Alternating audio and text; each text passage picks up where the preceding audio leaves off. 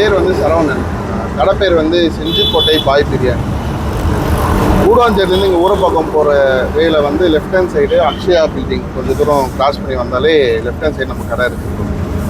எனக்கு சின்ன வயசுலேயே பிரியாணினா ரொம்ப பிடிக்கும். பிரியாணி நான் கற்றுக்கிட்டே இங்கே ஷாப்பாக வந்து ரன் பண்ணிகிட்ருக்கேன். அது இல்லாமல் நான் இங்கே ஐடியில் ஒர்க் பண்ணிகிட்ருக்கேன். இப்போது எம்சிடியில் ஐடியில் ஒர்க் பண்ணிகிட்ருக்கேன். கமிட்மெண்ட் நிறையா இருக்குது லைஃப்பில்.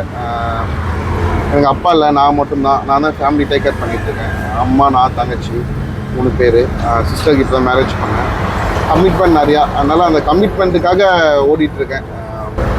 ஐடியில் ஒர்க் பண்ணிக்கிட்டே இதுவும் வந்து லைஃப்பில் முன்னேறணும், மேலே வரணும்னு சொல்லிட்டு என்ன பண்ணுறதுன்ட்டு ரொம்ப யோசித்தேன்.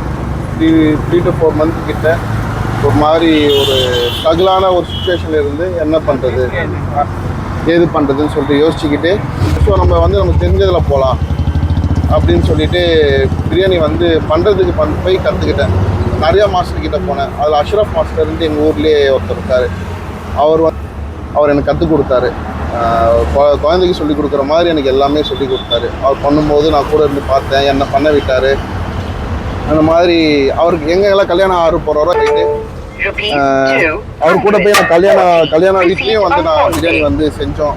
அப்படி செஞ்சு ஒரு 3 to 4 months எடுத்துப்போம். 3 to 4 months கற்றுக்கிட்டு அதுக்கப்புறமா நான் இங்கே வந்து இப்போ ஷாப் வச்சுருவேன்.